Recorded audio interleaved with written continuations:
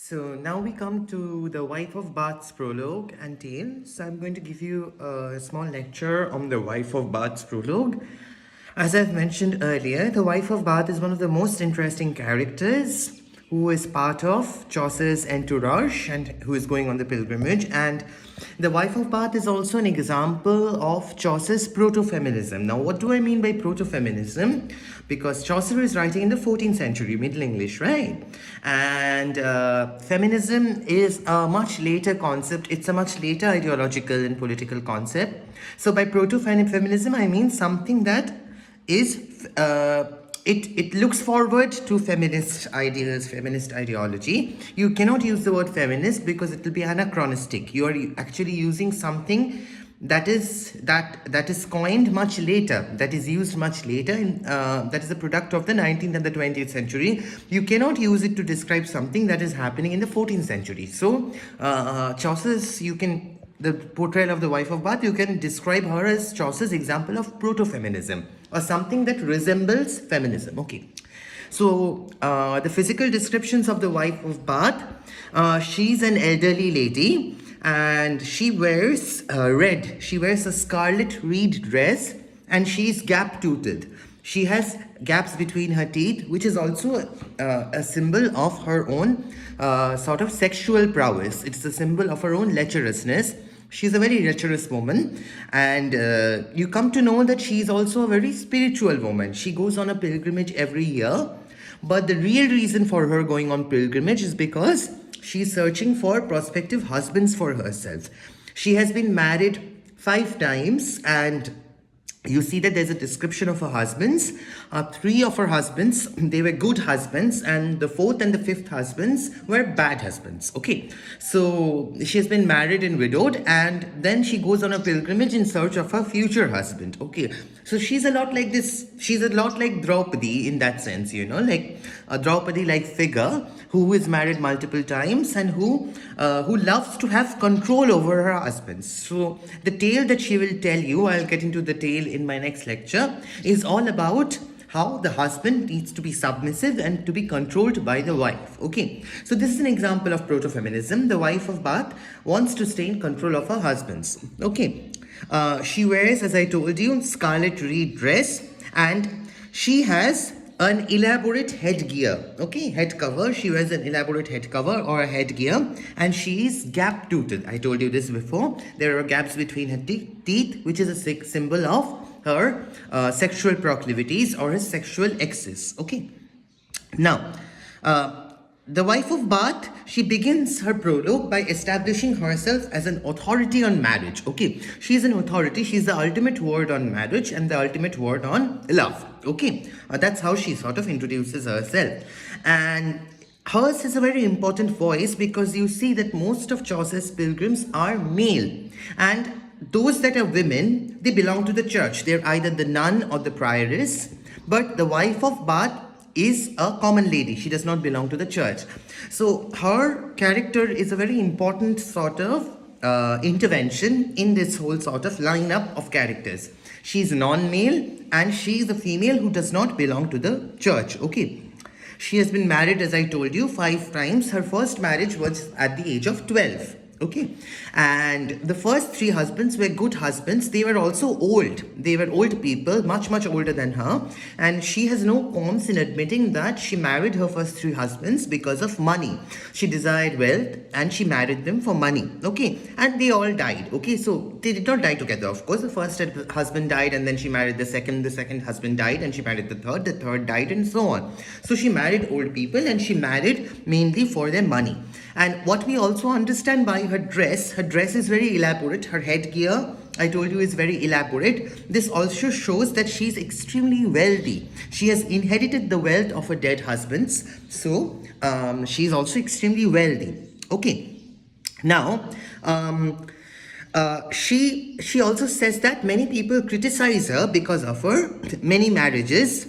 And most of them criticize her on the basis that Christ went only once for a wedding, that is at this place called Cana in Galilee. The Wife of Bath has her own views of scripture and God's plan. So she has her own ways of looking at the Bible and understanding the Bible. She says that men can only guess and interpret what Jesus meant when he told a Samaritan woman that her fifth husband was not her husband. With or without this bit of scripture, no man has ever been able to give her an exact reply when she asks to know how many husbands a woman may have in a lifetime. Okay. She says, she quotes wholeheartedly from the Old Testament, and she says that if Old Testament figures like Abraham, Jacob, and Solomon, if they can have multiple wives, then why can't she have multiple husbands? And this is a typical example of proto-feminism. She's looking at these male figures from the Old Testament, and she's saying, if they can enjoy multiple husbands, multiple wives, why can't I have multiple husbands? Okay. She admits that the many great fathers of the church have proclaimed the importance of virginity, such as the Apostle Paul, but she reasons if virginity is important, someone must be procreating so that virgins can be created. Okay. She's very proud of her sexual power, and then she goes on a description of her marriages. Okay. She describes, as I told you, her first three husbands as old men whom she married for money, and the fourth and the fifth husband she married for love, but they were also bad husbands. Okay. Her name is Alison. We come to know later in the prologue that her name is Alison. And there's a lengthy description of her fifth husband. Okay. Her fourth husband also she loved. And she tells that she has now become old and she is not as young as she used to be. And once on a pilgrimage to Jerusalem, while still married to her fourth husband, this is important, she met her fifth husband, who was Jankin. Okay. And then she lied to Jankin. She told Jankin, who is now her fifth husband, who was a fifth husband, of a dream where she dreamt that her fourth husband was dead. Okay, Bura Kasikotio, and that she could marry Jankin. Okay, that comes to be true, and the fourth husband really dies. And during the funeral, Jankin carries the hearth of the fourth husband. Okay, so now her path is clear and she can marry the fifth husband. She marries Jankin. Okay, she says that the fifth husband she married out of love, and he was 20 years younger than her. Okay, so she was 40 and he was 20. Okay, and he had his book. He had a book which contained a list of all the unfaithful women. For example, it contained a list of unfaithful women such as Clytemnestra. We have already talked about her in the last semester in Agamemnon.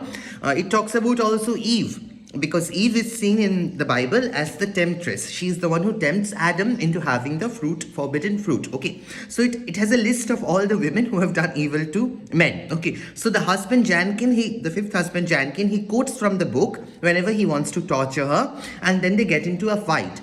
And once what happened, the wife of Bath, she went and punched him in the face, and as a retaliation, the husband hit her head so badly that she has gone deaf in one ear. Okay, she cannot hear fully well in one ear because the husband hit her, and she hit him back. So they also used to get into these frequent fights. Okay, so that's a description of the fifth husband, Jankin. Okay, just a little more.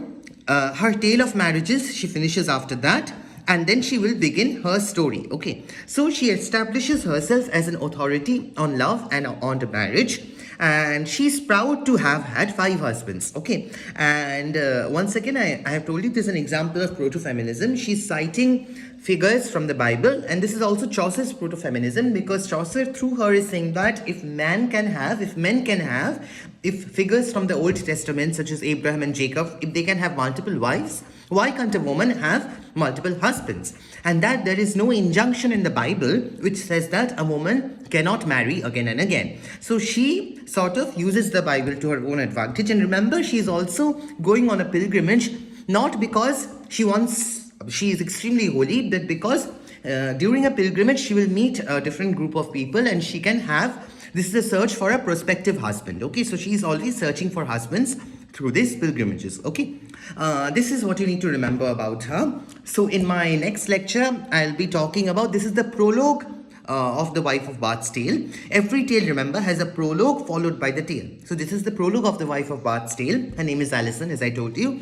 And in my next lecture, I'll be talking about the tale. It is also about marriage, love, and adultery. You will see that her tale is ultimately about how a man needs to be completely controlled by his wife. Okay, so that is what the tale is about. We will come to that in my next lecture.